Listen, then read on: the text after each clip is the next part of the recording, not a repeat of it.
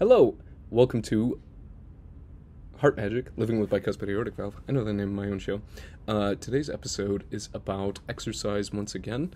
I've been doing my journey of exercise, coming back from my journey of being very unhealthy, and it's been very good to be consistent with my exercise. It's been a full year, and I feel great. I've loved exercise since I was a kid. I've studied it, but I just went through a period where I was just a mess. Being back from, and I do know a lot about exercise, but, actually doing it myself and everything like that, it's been definitely rewarding. This episode about exercise is for those fellow exercisers who love it, who are contacting me and essentially looking for advice about exercising with bicuspid aortic valve.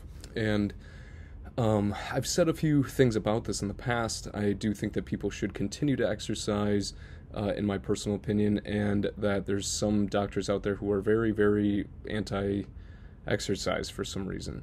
There's even some people who I've heard talk about limitations on cardio and all this stuff, and it is true. You could push yourself in cardio in such a way to where it's bad for your heart valves, whether you have bicuspid aortic valve or not.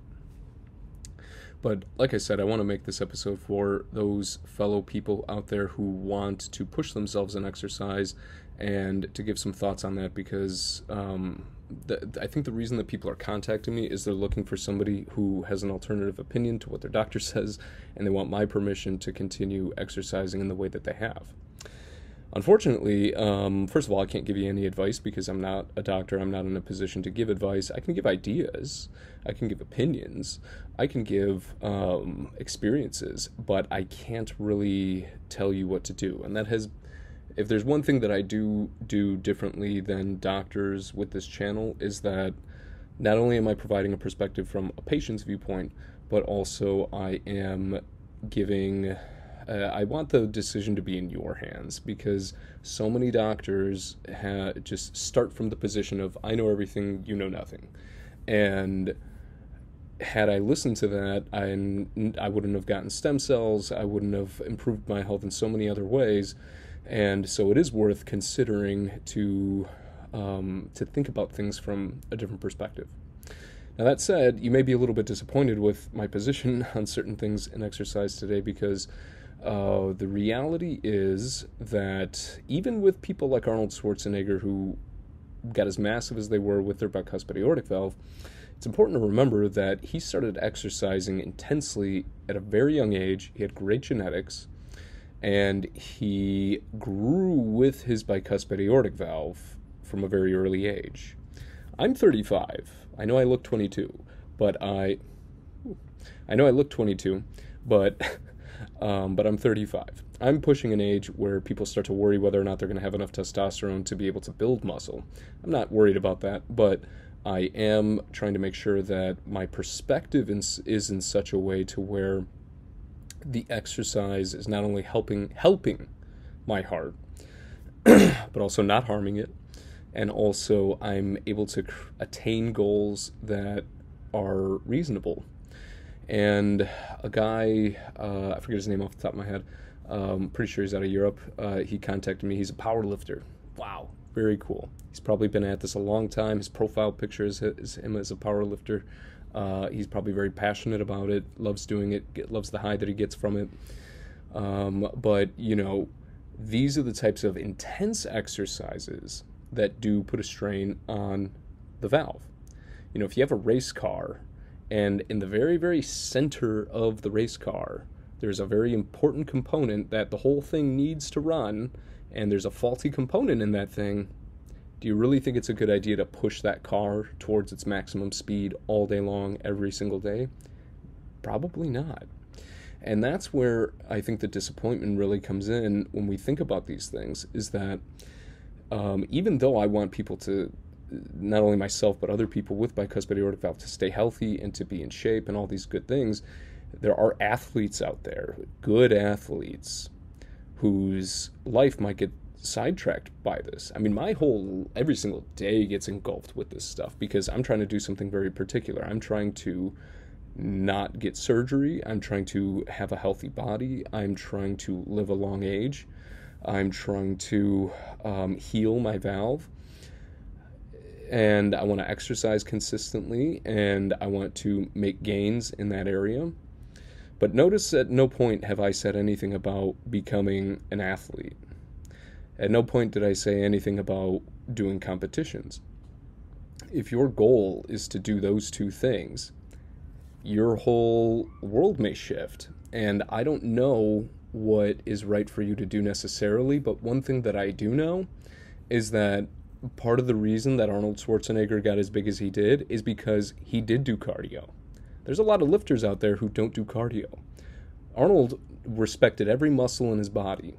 He would run often. He said this in many interviews. He did cardio on a regular basis because if you don't keep your heart strong enough in relation to the rest of the body, that main component is going to go bad. This is why we have so many YouTubers who die early, because they are making fitness videos and all this stuff, and they just want to get the look from the camera, but they're not respecting one of the most vital organs in their body. And that is, you need to respect this most vital organ in your body. If anything, all other goals suddenly take a downward shift, and the heart is now at the very top, the very center of those goals. You need to keep your heart as healthy as humanly possible. You don't need to be an athlete to be alive, even if your life is engulfed with you being an athlete. Now, that's the kind of thing where, like, it's helpful, I think, to learn from other people who maybe were major athletes and had to make a shift. There's a lot of Olympic athletes like this who even got the gold, and then they go home and they're like, now what do I do? You know, I think that those are helpful people to learn from, to learn that perspective shift of finding meaning in life, and also maintaining this craft if you're not doing competitions. So, you know, if I have any advice, it's to do that, is to learn from those people on how to manage your expectations and your lifestyle and your goals when you have a disability. You know, when we see an athlete with a missing leg and they have a prosthetic and they're running faster than people who do have two legs, we find that so remarkable because they're missing a leg. You have a faulty component in your heart. If you're able to, I mean, that's part of what makes Arnold so impressive, is because he had a faulty heart valve and became one of the greatest athletes of the 70s, 80s, and everything. And so we have to be realistic about our situation here. And that is, again, you have a faulty heart valve. My faulty heart valve, my goal with it is just to live a long life. You know, it's to live a healthy life. It's to look good. It's to feel good. It's to be strong. And those things matter. I did shift a bit of my training protocol recently, and I was doing just weights and whatnot. And again, not pushing myself to that crazy ultra failure. I've never done that. I'm pushing myself to the point where I get a good pump going, but I don't feel like my whole body could collapse underneath the weight if I don't have a spotter. You know what I mean? I exercise alone for the most part. So anyway, so the shift came from, I'm going to keep doing weights, mostly for my lower body, because, I mean, first of all, the heart is much further away from this section. It's much closer right here for the upper body. And then the other reason that I want to continue doing legs with weights is because, you know, having healthy legs is extremely good for your heart. Another factor is they're the biggest muscles in your body. They can handle a lot of that pressure, whereas I think your arms are a little bit of a different story, like I said. So that's how I'm shifting. I'm going to be training my upper body more so from a calisthenics perspective, which is to be doing more body weight exercises and to be focusing on form and to be taking things slow. And it's a totally different way of working out. Calisthenics is totally different. There are a lot of isometric holds, but again, form over power is really what it comes down to. You will build the small twitch muscle fibers if you do it right, which I think gives you an exponentially more amount of strength when it comes, instead of just pushing a giant amount of weight. it's kind of like I was explaining this to somebody recently. It's kind of like a tree falling in the forest, and weightlifting is like pushing the tree out of the way. Calisthenics is like, okay, the tree is there, and I'm gonna pull myself up and climb the tree. That's a different type of strength than trying to push the tree. And arguably, if I had to pick between these two things, I'd rather be able to climb the tree because there's fruit and nuts and stuff up there. There's safety. There's these types of things. Whereas pushing a tree, it seems like it's going to be more rare that I'm going to need that kind of thing. So,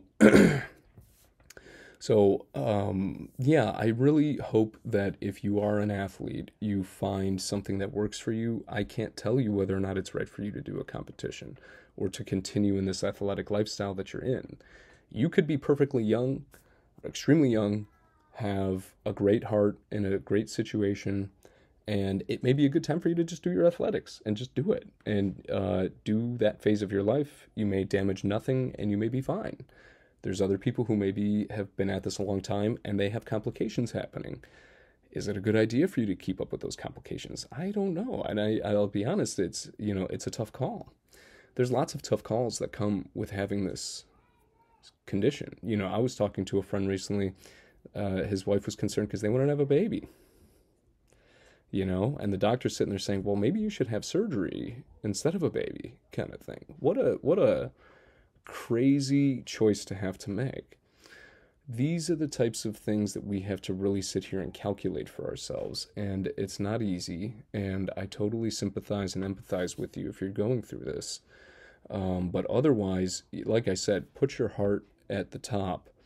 Almost every single lifestyle choice that we can make that's good for our heart tends to be good for the rest of our body and our life, usually. It's the passions, I've put 20 years of my life into this thing. These are the types of things that start to really give us that anxiety about what it is that we're doing, and we may have to make shifts because of it. So, if you have a particular situation, I hope you get it figured out. So there you go. That's the update on exercising with bicuspid aortic valve. Good luck. Drop a comment below, subscribe, and I'll talk to you guys soon. Bye-bye.